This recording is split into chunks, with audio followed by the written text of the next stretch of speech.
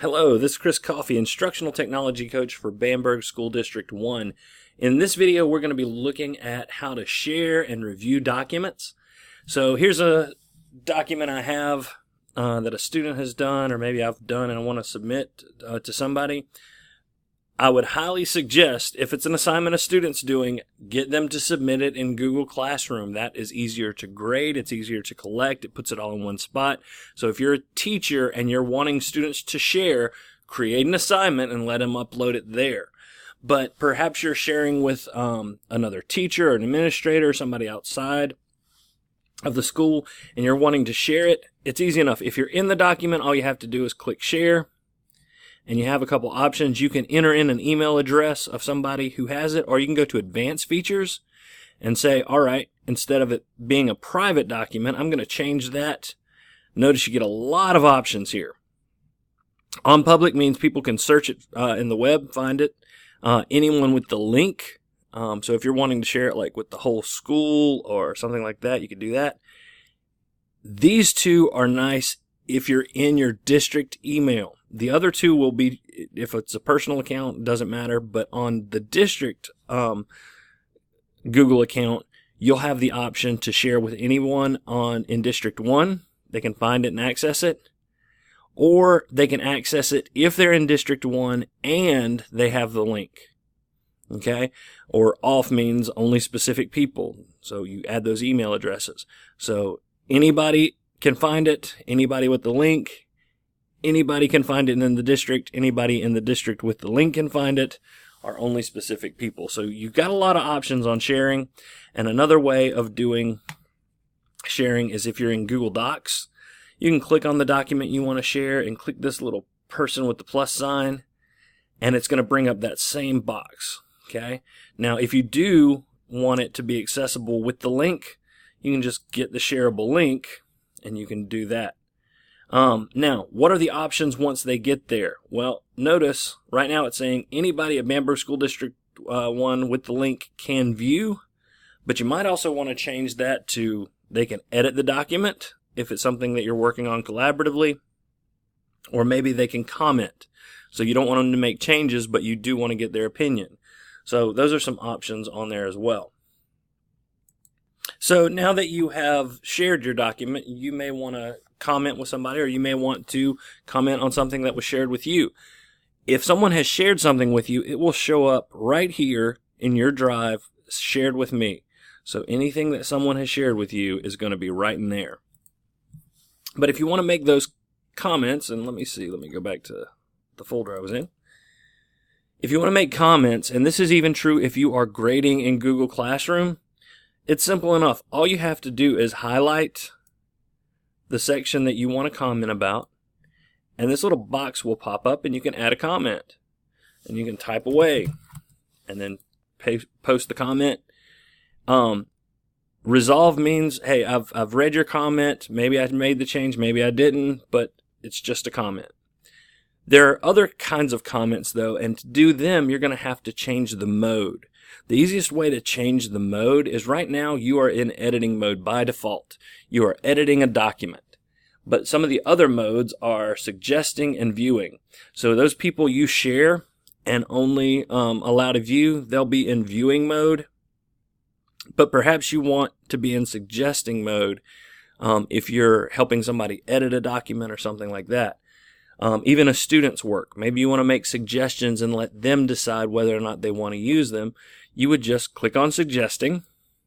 And now, instead of that sentence, I want to change, I don't think I would have the time to treat my dragon well. All right, so now it's a suggestion. So you see, it keeps this original sentence, but it shows it with a strike through. It shows the new sentence with that green text, and it shows what I've done. So I replaced the first sentence with my second sentence, and it gives you the option of accepting the suggestion or rejecting it.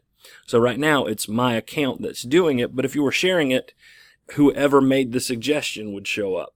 So those are some of the comments that could be made, but remember, you have to have the mode to suggesting to see those changes. So whenever you're working collaboratively with someone, or you have your students doing a collaborative assignment, it's a good thing to suggest, hey, go ahead and have it in suggesting mode.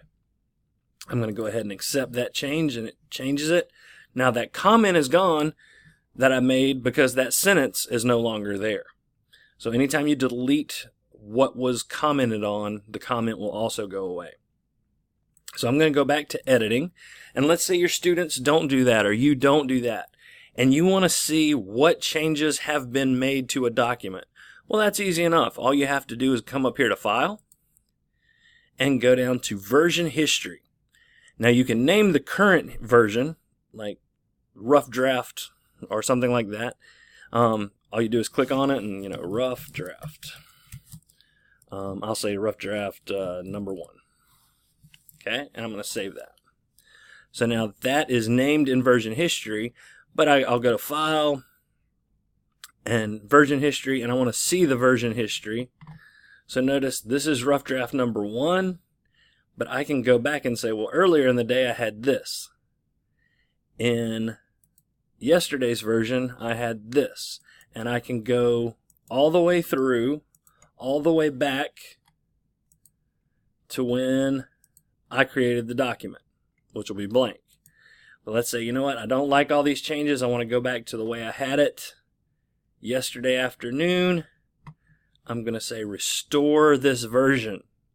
Now, notice all of these users are showing up as me.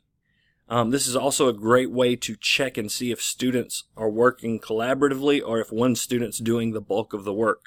If you have a group of students working together, you should see every student working on it. But if somebody accidentally deleted something or the changes weren't good, you could always go back to restore this version. Now, before I do that, notice that is Rough Draft number 1. So that's the only one I've named. The rest of them just have the date and time. So I'm going to come back to this one. I'm going to restore this version. And there it goes. It restored it back to that version that I was using for another video. So ultimately, you've got a lot of options with that.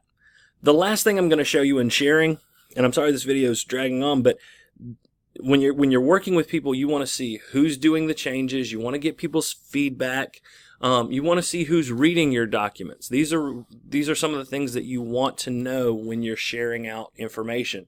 So you want to make sure your students are logging on and reading a document or making changes to a document when they're working in groups. Version history is one way to do that, but if they're just reading, you're not going to see that they read it. So what you do for that is you're going to come up here to Tools, and you're going to see Activity Dashboard. And when you click on that, it will show who it's shared with. And so you'd have a list of everybody who has access to the document.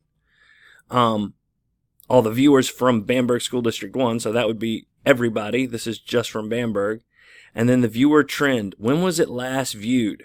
So right now it's been within the hour by me. But if other people had viewed this document, it would have them and when they last logged on. So if a student says, yes, I've been reading that, digital book or that digital story that you posted, you can go and look and see, have they ever accessed it? Have they ever looked at it? So a lot of different tools, a lot of different things that we've covered: sharing, comments, mode, version history, activity dashboard. I know it's a lot in one video, but if you have questions, check out the website in the description below. It's got a little bit more detail. Or feel free to contact me at ccoffee@bamberg1.com. And I hope you've enjoyed this video and found it informative. Thank you for watching.